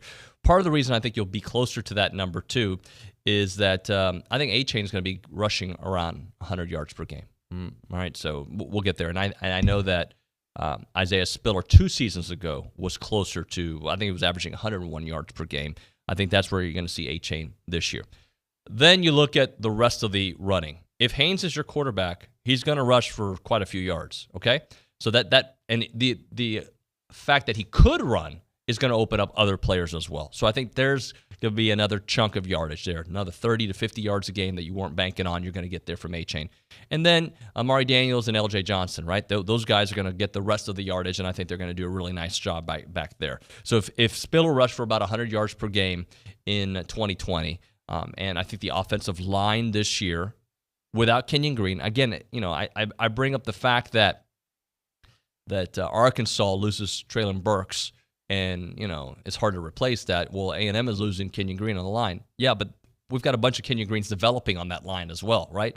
Bryce Foster, I think, is a future NFL player, as I think Reuben Fothery is a future NFL player, as I think that Layden Robinson is probably a next year NFL player. So I think the line, and we've got some others that are going to shake out. So I think that is part of the equation when you talk about that. So, yeah, I think the offensive line is going to be better, which is going to mean the running game is going to be better, which means you can expect another, explosive play out of A-Chain, and who knows, what Connor's going to provide there from, because you weren't getting much from Zach, especially at the end of the season after he hurt his knee. So I'm saying 100% the Aggies are going to rush for 200, not 100%, 92% the Aggies are going to rush for 200 yards per game. Sam? And don't forget that the first or second play of the maroon and white scrimmage, Max Johnson went for like 50 yards down the middle, and we're like, wait, we didn't realize he could run. So I think all of them have a running capability, but Haynes and Connor they can use it as a weapon more versus Max is more comfortable staying in the pocket, being a pocket passer. So, by the way, Ag Engineering 12 brings up a couple of points. He says Miami having a good program is debatable. It was very mediocre for a long time, and Mario's a much better recruiter than he is actual coach. And my response to that is, yeah, I think that's all true. But if you get enough talent, first off, Miami was a great program. You get a good recruiter. Good recruiters know how to win with some talent. Now, against SEC, I don't think that they will be at our level just yet, but I do think they're going to do very well in the ACC. Let's go to another one, young Sam. All right. A&M must, and I emphasize must. Yes, they should. A&M must win 10 games in 2022, or it's a disappointment. True or false? Sitting here today on June the 27th, yes, it would be a disappointment. I don't like excuses. There could be excuses that pop up, but I think A&M is past the excuses part of the conversation, right? Like, you've got 3 quarterbacks in your room. One of those 3 is going to be your guy. You've got, to me, a Heisman contending S type of talent in your backfield in A-Chain. You've got the number 1 wide receiver recruit in the country coming to your program. Yes, a lot of players have to develop, and it's going to take some time, and you're in the SEC, and that makes life very difficult. All those reasons alone, yes, 10 games is the bare minimum for this team. And I say 10 wins today, sitting on June 27th, before the bowl game. So I think 11 wins is what we're shooting for this year, an 11-win season. So, yes, 10 games is the bare minimum for this program, hopefully before the bowl game. Is there another game that they get tricked up? Sure. And it's a hard schedule. We talked about that earlier. When you go through the schedule, absolutely, it is a very, very difficult schedule. Put that all together, I still think you have to win 10 games. And part of it is the momentum. Right? The momentum of this program is here. The momentum train is real. All the cachet and fun from this offseason, you want to pay off. 2020 paid off big dividends, and in the Alabama game paid off big dividends to get the kind of recruiting class that you have. Now that you have them, and you have some of the other players that you have recruited over the last couple of years, you've got to win the games that you're expected to win. You've got to win those. And as I said here, they should win all but the Alabama game. And when I say but the Alabama game, that game is going to be a knockout that I'm not counting A&M out yet. I need to see, and you shouldn't either. Hopefully they have graduated to a point where they can go on the road and beat Alabama. So done it before. They've not only have they done it before, but I think that's the kind of talent that you have here. Now, getting it done in Tuscaloosa is difficult. We know. Everybody knows that. But again, if I am comparing this to a Georgia-esque kind of climb, then I'd say, yeah, this is a year that they should be able to get those 10 wins. What else? Last one. A&M goes back-to-back going to Omaha next year. Yeah, of course they do. And I think the bar has been set, right? So I don't know how you're going to replace Troy Clowch. I don't, right? I don't know if you're going to have a locker room, a clubhouse with guys that just love each other the way this one team did. Like what we saw this year isn't normal. What is normal is that this is what Schloss does at his stays, right? He makes a national championship contender every year, right? Like that's what he does with his programs. And in year one, we saw it. And he brought in guys that none of us really knew much about. Unless you're a diehard college baseball guy that watches everything, none of you really knew that much about Dylan Rock unless you grew up in the George Ranch area or Troy Clowch or anybody, right? Jack Moss. You heard good stuff about him. But they captured our hearts in the short time. One of the things that I want to talk to Schloss about later on in this show is like, now how has your messaging changed when you recruit? And the reason I say that is this is what we're going to do, guys. This is why you need to come to Texas A&M. This is my track record. This is what A&M's facilities can do. This is the kind of program we're going to have. Well, now you can say, this is what we do. This is what we did in year one. Imagine what we're going to do in year two and year three. How does that messaging change? So yes, I think they're going to be a mainstay, one of the top 8 teams in the country every year. Absolutely. They will be a mainstay in Omaha. And you can bank on that like we do. Bank on it. What do you think, Sam? I'm ready for just to continue to go to Omaha. I think just continue to give Slosh some time to find his missing pieces and to do his recruiting. And, I mean, you have to give things time, like he said, but not all things. Sometimes you don't have to wait all the time. And this year was a perfect example. You didn't know necessarily how we were going to turn out and go from a team that was lost a series to Penn to being just 2 wins away from the College World Series final. And so you can make some major leaps with the transfer portal, and I assume that we're going to get some gems in the transfer portal this year. Yep. All right, let's do this. Let's hit a break here. When we come back, an open segment. If you want to text the show, you can do that on the A&B text line. As I mentioned, if you want to be a part of TexAgs Idol, some people already having opinions on some of the names joining the show. Sorry. People are going to join the show because they're trying out. Sean and Brian's going to do it. The Good Poster's going to do it. I'm not sure who else is going to do it. We'll ask, and we'll see who's got some cool stuff to get into.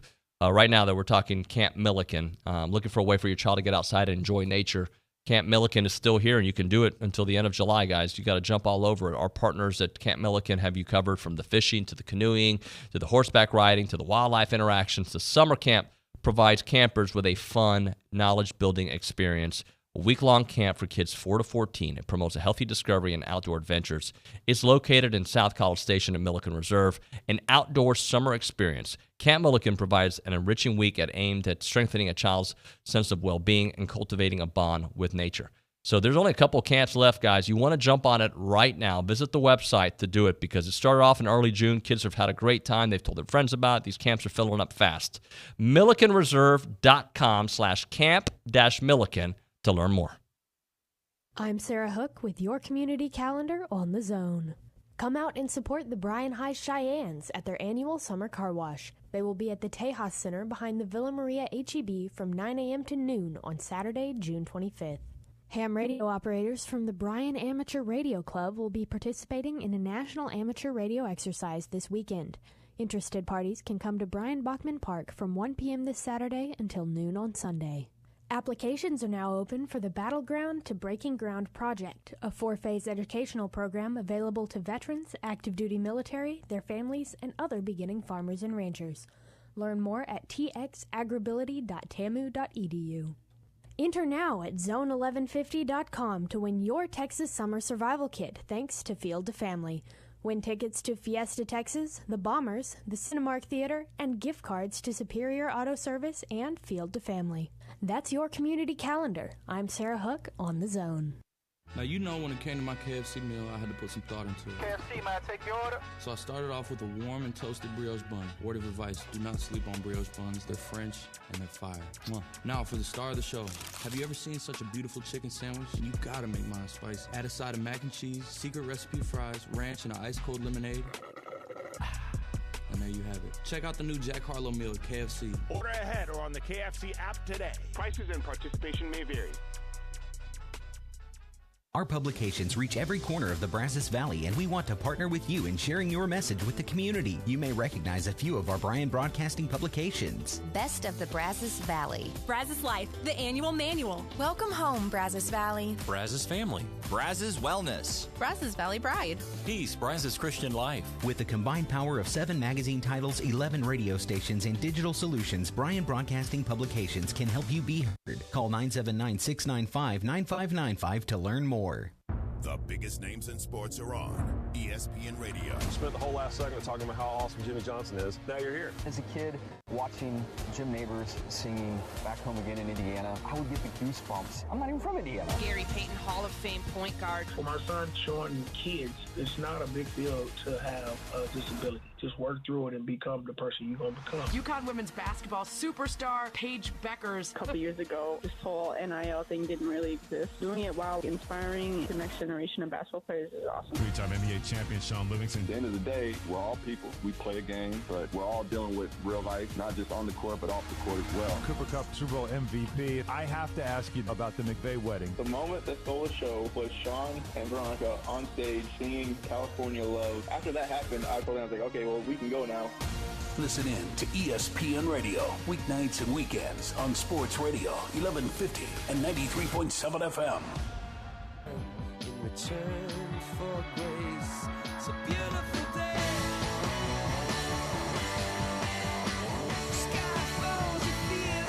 It is a beautiful day with Kay Nagley in studio. Welcome into TexAgs Radio, presented by David Gardner's Jewelers here in the Rollo Insurance Studio. She's subbing in for Richard Zane here on Around Aggie Land, presented by Normandy State Bank.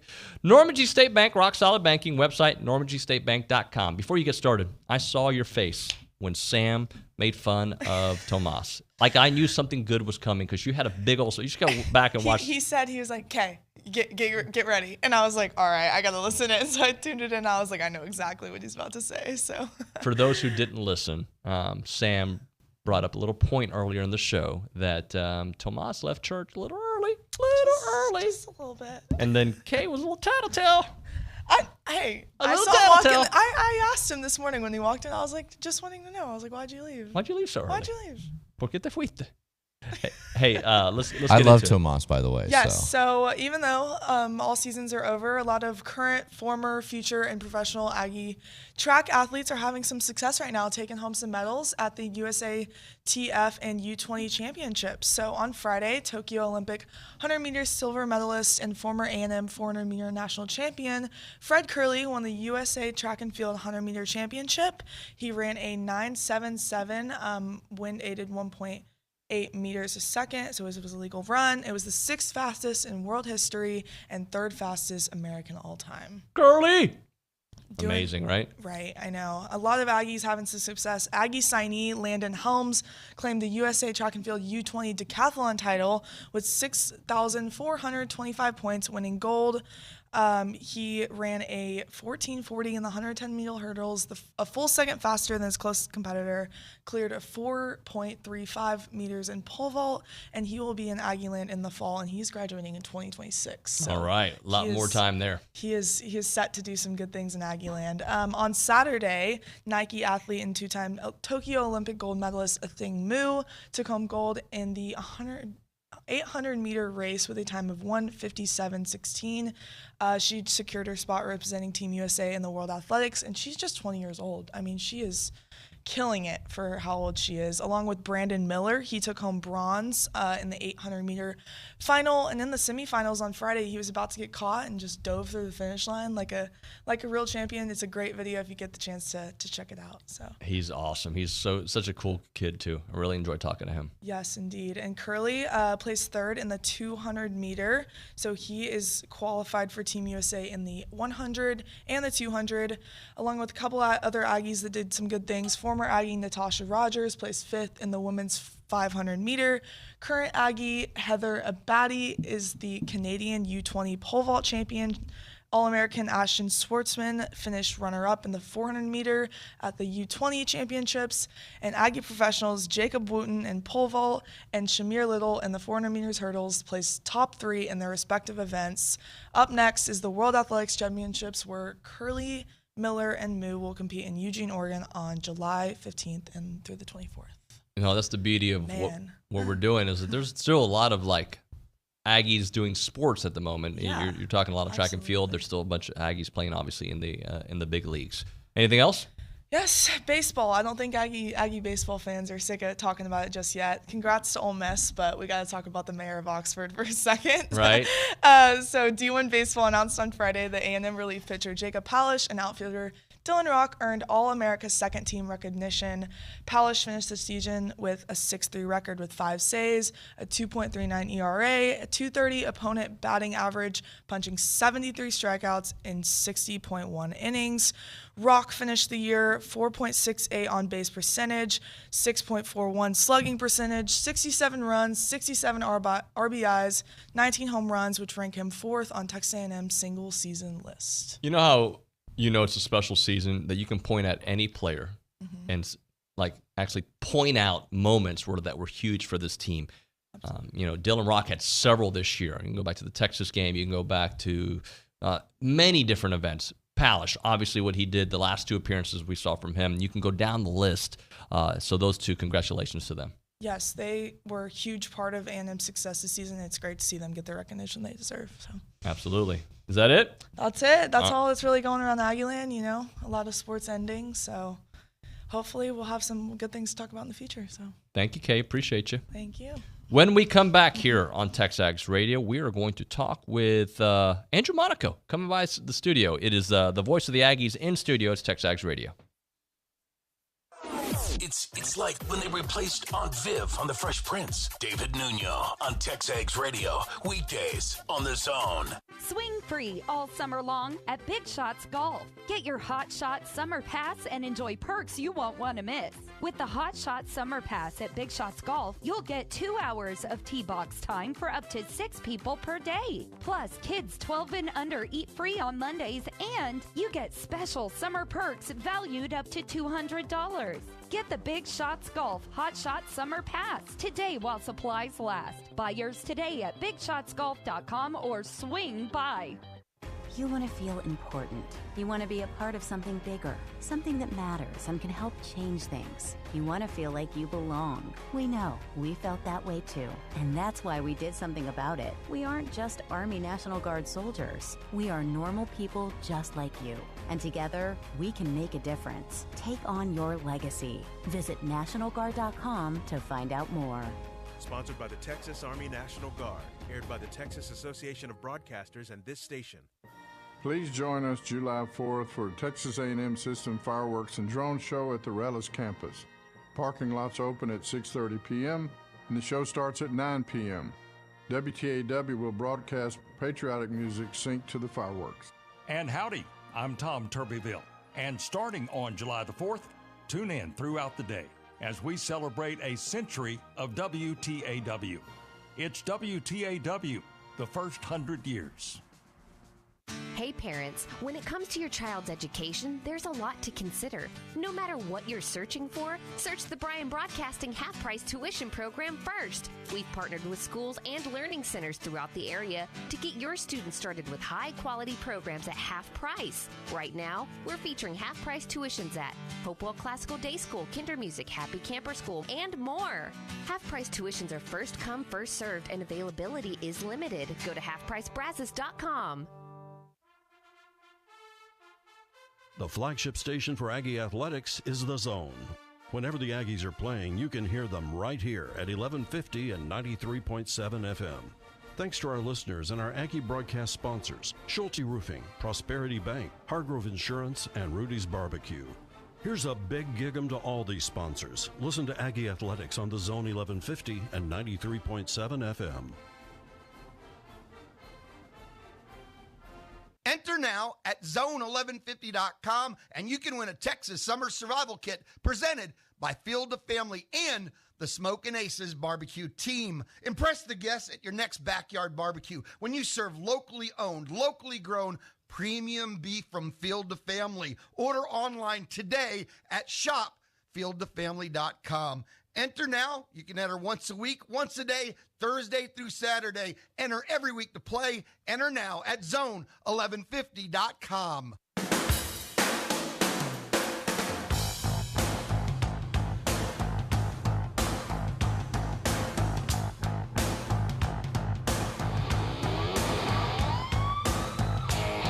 All right, we're back. TexAgs Radio, presented by David Gardner's Jewelers. We're here in the Rollo Insurance Studio.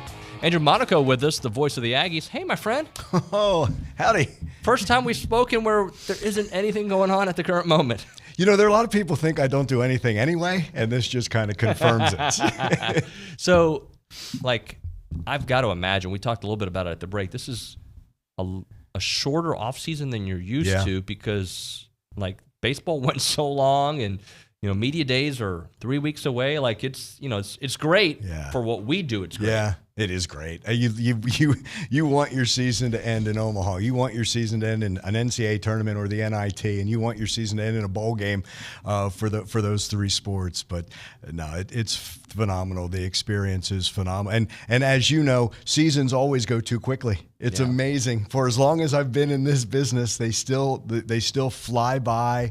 But you have to make sure that you sit back and you enjoy all the moments, and there sure were a lot of great moments this season. I was asking you at the break, like, how you prepare, and you gave me a great answer. I'm sure our audience would like some of that information, but, like, how do you prepare with multiple sports? I know you build on year after year, right? Yeah. So there's relationships, and you understand a certain coach's tendencies or, formations, if you will.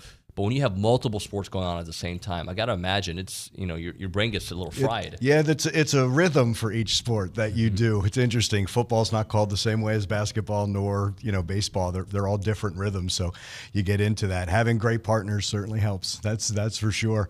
But no, you do. Because normally when there's an overlap, you're already deep into the football season, and then basketball's a little bit new. So it's busy because at football practice, and then you run over and watch Buzz's practice. Right. Because you do want to get familiar with players. And the same thing with basketball and baseball. I remember telling Schloss, man, I can't be there. We're on the road. I won't be there Friday, Saturday, but I'll be at the Sunday game. And he was really kind. He looked at me and said, I want basketball to win too. And I totally get that. But when you are familiar, it helps. And then with baseball, that was a little bit new, with this team and learning them. So to me, it's busy, but it's some of the most fun that you have because you have your feet in with both teams. So, but you just get used to, this is how it is for football. This is the pace and the rhythm you use for basketball, and then the pace for baseball. Obviously, completely different, but you just get used to it. Was this, I don't want to say the best year of Aggie sports since you've been here, but like you can say is that fair to say? Oh yeah, it's funny because there was so much success for all three sports, and all three ended in disappointment, which is weird when you take that deep. Everybody wants to be at the very end. Now we didn't get a bowl game in football, right? But the highs of that football season, incredible. And the momentum of that for next season, but the momentum of that for the other seasons. And then to have buzz in that team, which you think is a negative, turned into an absolute positive, and then they're playing the very last game that they can possibly play, game number 40. Every other sport, unless you're really bad, your season, you don't know when it's going to end in a tournament. You just don't. That's one where you absolutely knew that game against Xavier was the last game they could play. Then in baseball, awesome run through the SEC tournament and then through the regional and the super regionals. Yes, it's disappointing because you're not the last team. There's no dog pile for you there. But then you look back, oh man, this was phenomenal. They were all phenomenal seasons. And I think there's another level for each of them. Like, I'm so excited about what's next for all three of those sports. Yeah, there's no doubt about that. So what was Omaha like for you, seeing it, watching the reaction, just being a part of that? You know, Schloss said that this is the pearly gates, right? To be there, I think you have to take a moment, player, broadcaster, fan, to kind of soak it all in. It's so much fun, especially the parade at the very beginning and all the teams, and everybody has hope then, right? We're going to win. They have that. And it's convivial. And then that first pitch, you're forgetting that you're in such a fantastic place for, like, if you were a baseball fan and you weren't affiliated with any team, that would be the place to go. I think that would be a blast. 2 games every day and all that.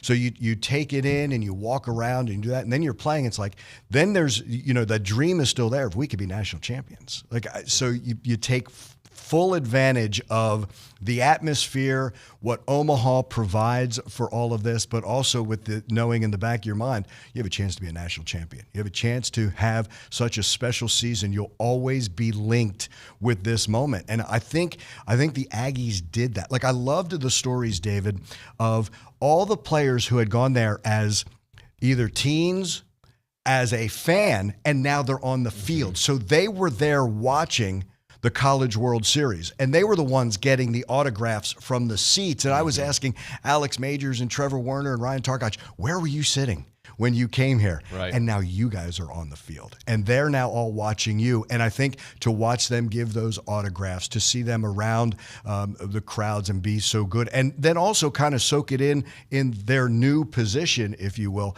to me, that's something that's always going to stick with me. We're talking to Andrew Monaco, the voice of the Aggies here on TexAgs Radio, and you talk about hope. I don't know if there was a moment in that game, maybe it was 2 outs against Oklahoma, maybe it was the 9th inning, I don't know, where I didn't think they may come back, because that's the kind of team that they were this year. Yeah, that's exactly what it is. Like, until you get that 27th out, the Aggies have a chance here. And, in that game, I know Schloss said they struck out too much, but there was a point in that game where, I don't know if it was the 6th, the 7th, man, they started barreling up again on Oklahoma pitchers, and you're thinking, maybe can they do it again? And ultimately, they didn't, and that's where you tip your cap to the other team. But I think that's what they demonstrated throughout this season is you've got to get every single out against us. Do not give the Aggies even a glimmer of hope, because they will take full advantage of that. And something that Shaw says has stayed with me. It's one thing for him to say, this is what it's like through a conference, even though it wasn't the same conference, and this is what it's like at the College World Series. Now the players will say that to each other. It's no longer, Schloss will still say it, but it's not so much top down. Now the players will say, hey, this is what we went through. This is what it is like. I think that's powerful. As you know, cultures are built by players. Coaches can instill it, but I think when you have it set, it's the players. What does Jimbo say? Players recruit players to come to your program. I think that culture gets instilled by the players. Now, the Troy Claunches, the Jacob Polishes, the Dylan Rocks, the Cole Kahlers, part of their legacy now is not just this season, but who are the younger players who learn from that and continue what they have done. They were great pieces. I don't think – I ask this question a lot. Where would we be without insert player name, any player? Where would they be? It would not have this kind of success. I think that's how they were built, relying on one another and everybody's performance leading to all those victories. One of the things we were talking about earlier in the show, you can point at anybody on the roster and say how they contributed to wins, to the team intensity, morale, whatever you want to say. You can point at them. One of those that I think is going to be really hard to replace because of how good he was at the plate and behind the plate is Troy Clounch and how instrumental he was in just one short year, the legacy he's going to leave here. One short year, and I know he had a wonderful career at Oregon State. I get it, and to talk to his dad, but his dad said this is the most fun he's ever had. This is the best team he's ever been with, and I'm with you, just 1 year, but it feels like he's been here longer. That impact that he had, it's going to be very difficult. Now, as I say that, and I am not discounting what he did. We all thought it was going to be difficult to replace Will Frizzell last year, Sure. right? We thought it was going to be difficult to replace Mikey Honer, right? But when you are good, like there's always going to be the special. This team is going to be special. Yeah. No team ever went farther in the College World Series than this team, right? But you remember them as this 2022 squad, and then what's next? And you're like, oh yeah, he's as good. You're always going to remember, absolutely key. But that's the next step. Oh yeah, I remember Troy. Oh, look at this catcher. He reminds me of Troy. We did it throughout all this. Like in our booth, to have John Byington come in, to have John Shesha come in, to have Coach Johnson, these guys who have a link in the history of Aggie baseball to those College World Series teams. That's important. I think Troy Clounch belongs in that category. And he's going to be one of those when this team has success. He's going to wrap his arms around the next team that goes to the College World Series. One of the things I want to ask Schloss is how his messaging changes. Not only recruiting, right? Because I think recruiting, this is what we're going to do at A&M. This is my track record. This is what I've done. This is what this program can do. Now he can say, this is what we did in year one. Yeah. And when you're recruiting, and he's already recruiting at a Jimbo-esque level, right? He's already doing that. But now it's proven look, guys, join us now. Yeah, I think that's another key to the run. As we said, even in the NIT, even though Buzz said that we wanted to be in the real tournament, even in the NIT, there's times when you have your own window for basketball and you have recruits coming to those games. And then you're one of, what was it? By the time you got to the final, one of only 6 basketball teams playing. Mm-hmm. It's the same thing. When you make the Final Four, there's only 4 college baseball teams playing.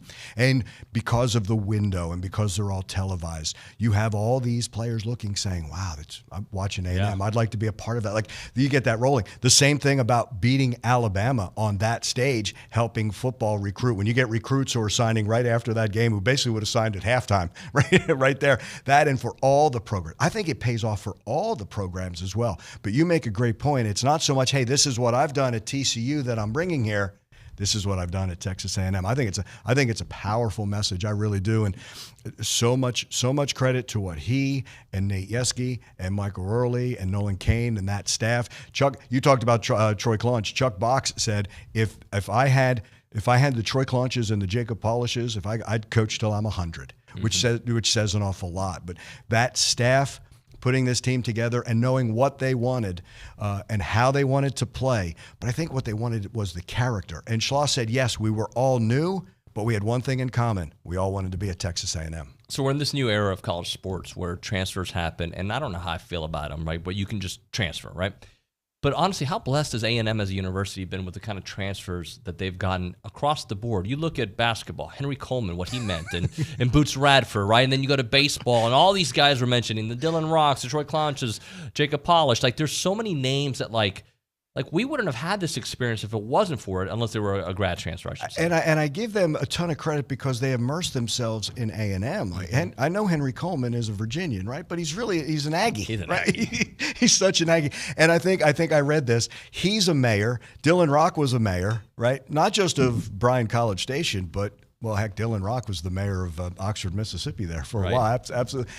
I think they immersed them because they dived into being Aggies. They were embraced right back by the 12th man, that's for sure. Did you have a favorite moment covering this team? Because there's so many moments this year. Usually, you know me, I think of things differently, right? First time on the bus, they sawed him off after a win on the road. Mm-hmm. I thought that was pretty cool. And you don't get to see it. Sometimes you see it on the field. But when they give Schloss that last Pringle on the bus, that's pretty cool. The comeback, South Carolina, probably the game, 13-12. That was pretty magical. And as I told you, Coach Mark Johnson did that game, tears in his eyes after that win. Wow. Yeah, that's why it's going to be hard to forget. That's beautiful. Stick around for some football? Yes, sir. All right. Right now we're talking Caldwell Country Chevrolet, Highway 21 in Caldwell, online at caldwellcountry.com. CaldwellCountryChevrolet.com. They have the deals. So I've been talking about them since I moved to town. I had their service done early on, but I had never bought a vehicle from them, and I did it. I did it last week with my wife. I bought her a Tahoe, and the experience was exactly what I've been telling you about, but now I can actually say I did it. Very easy. They found the vehicle we wanted. I told them, look, we got 100 kids. We got to fit them all in a vehicle, and they got a bunch of soccer equipment. We're going all across the state of Texas. Help us out. And they found the right Tahoe for us, low mileage, the kind of vehicle we wanted. Gave us great value on our trade-in, and all the customer service things that I've told you about in the past. We lived through it. Austin does a great job there. Dylan also, and of course Zach Hester, who's the captain of that crew. Simply call, click, or stop by Caldwell Country Chevrolet. 15 minutes, Brian and Caldwell, short conversation away. But you'll see the difference when you step on the lot and you do business with Zach and the fellas there at Caldwell Country Chevrolet. Highway 21 in Caldwell, online, CaldwellCountryChevrolet.com. I'm Sarah Hook with your community calendar on the Zone. Texas A&M Libraries is hosting the traveling exhibition Wildlife Guild of Bookworkers Triannual Exhibition at Cushing Memorial Library and Archives through tomorrow. Stage Center Theater in downtown Bryan invites you to see Steel Magnolias, Robert Harling's play about 6 sassy women navigating life through the good times and bad. Performances run June 9th through the 25th. Purchase tickets at stagecenter.net. The Bush Library invites students ages 7 to 11 to their Exploring History camp. 4-day camps take place in July and include art activities, science experiments, geography exploration, and games. Visit bush41.org to learn more. Every Thursday night when the Brazos Valley Bombers are at home, it's Thirsty Thursday, brought to you by The Zone. $1 beer, soda, or water. It's Thirsty Thursday, brought to you by The Zone. That's your community calendar. I'm Sarah Hook on The Zone. New message. Hey, man, it's Devin. You know, from that time you accidentally emailed me because you thought I was a different Devin. Oh, and your email signature said confidential. If you receive this in error, please delete. That's so you. Anyway, I heard you bought a boat. When are we setting sail, Captain? When you get a boat, you also get new friends. Make sure Progressive's one of them and get coverage today for as little as $100 a year. Oh, and no, you did not receive this message in error. Progressive Casualty Insurance Company and affiliates. Annual premium for basic liability policy not available in all states. If you have a debit card, you're used to spending money. But what if your card actually ended up earning you money? That's not exactly normal, but that's what you can get at A&B. It's called Kasasa Cashback Checking. Don't mind the weird name. What you need to know is that it's a free account with cash rewards. Use your debit card for everyday purchases, and we'll pay you cash back every month. If that doesn't sound like normal banking, well, guess what? We're not a normal bank. So contact A&B today and ask for Kasasa or visit ANB.com. Equal housing lender, member FDIC. There is a weekend in July where the baseball world revolves around a village in upstate New York. Baseball Hall of Fame induction weekend in Cooperstown is an unforgettable experience full of family-friendly activities and priceless moments. Make your plans today for July 22nd through 25th for the induction of Bud Fowler, Gil Hodges, Jim Cott, Minnie Minoso, Tony Oliva, Buck O'Neill, and David Ortiz as the class of 2022. Visit baseballhall.org today. I, Louis Bellina, would like to invite you to hang out with me and my friends weekdays from 11 to 2 right here on The Zone. It's the Louis Bellina Show, presented by King Ranch Saddle Shop. Friends like Alan Ward of Brigadoon Brewery, Billy Lucci, Olin Buchanan of the TexAgs universe, people like Joe Sheehan of the Joe Sheehan newsletter, Bubba Bush of BV MMA and Fitness, and more. It's the Louis Bellina Show, presented by King Ranch Saddle Shop, weekdays 11 to 2 on The Zone.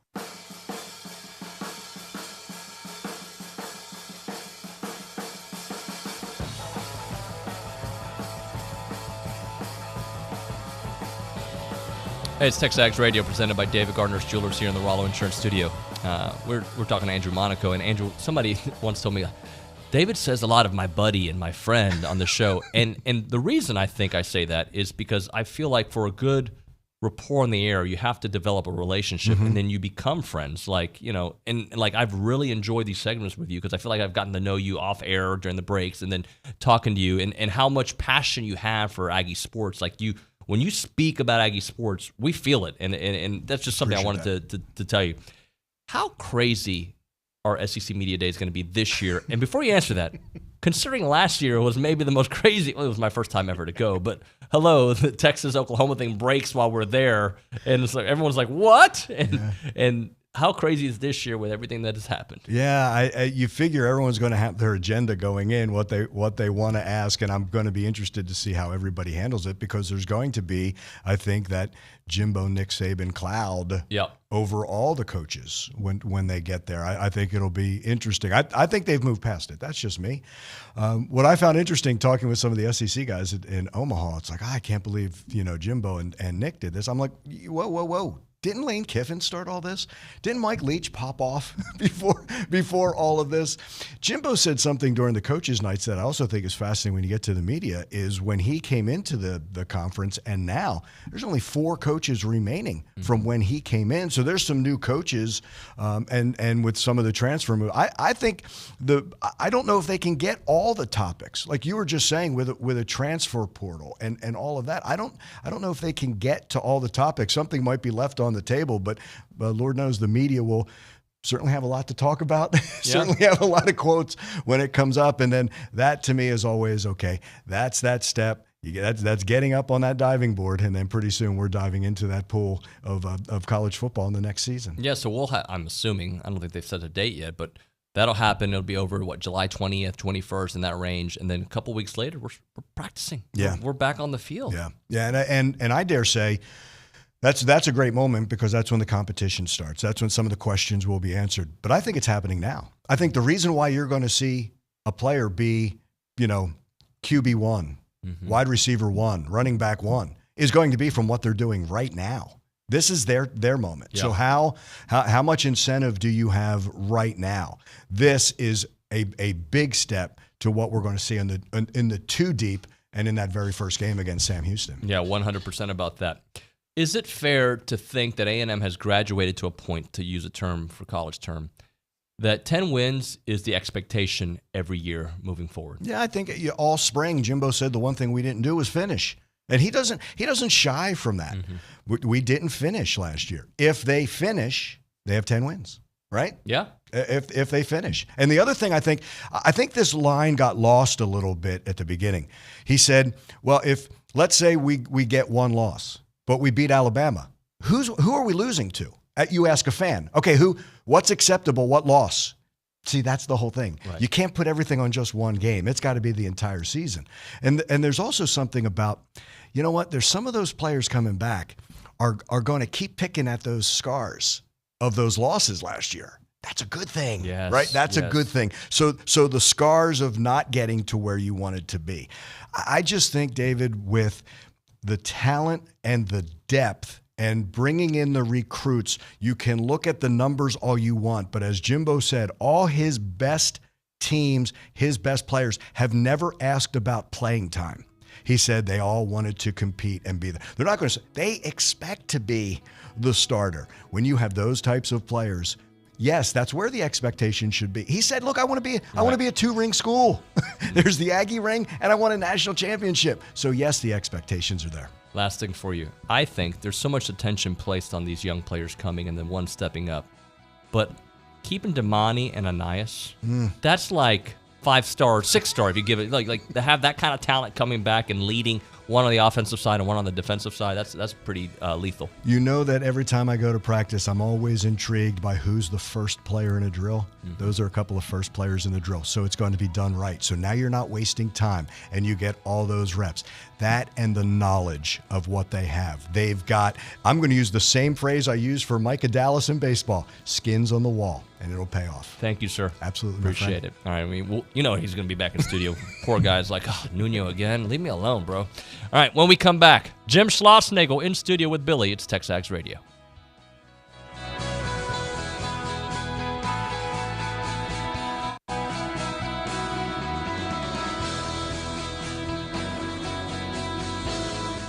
Did you receive a call or message that mentioned Social Security and demanded immediate action? Did the caller know your Social Security number or other personal information and tell you that your Social Security number had been used in connection with the crime? Did you feel worried that your Social Security number might be suspended, your bank account might be frozen or seized, or you could be arrested? That is not the Social Security Administration. Social Security will not threaten you, demand your personal information, or instant payment. Email or text you pictures or documents, or use a real government official's name to gain your trust. Social Security does not accept payments by gift card, prepaid debit card, internet currency, or by mailing cash. Criminals use these forms of payment because they are hard to trace. Do not be fooled. Hang up. Ignore them. Report this criminal activity to the Social Security Administration Office of the Inspector General at oig.ssa.gov. Produced at U.S. taxpayer expense. Listen to The Zone on 1150 AM, 93.7 FM, radioaggieland.com, or you can tell your smart speaker to play Zone 1150. Listen to The Zone wherever you go. Wherever you go. This is KZNE College Station Bryan.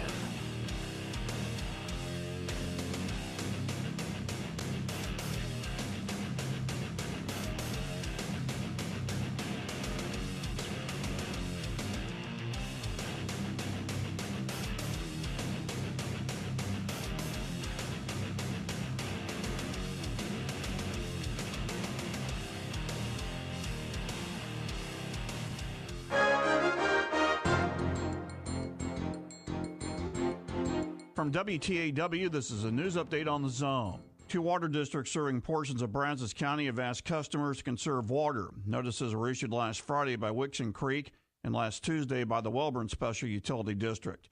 Conservation requests includes limiting and rescheduling lawn irrigation to off-peak hours.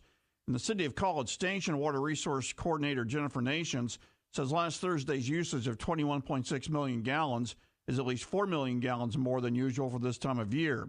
Speaking on WTAW's Infomaniacs, Nation's asking College Station customers to move the times lawns are irrigated and grass does not have to be watered every day. The message that I always put out is still relevant here. The deep, infrequent watering is really best. College Station water customers can also receive inspections of irrigation systems.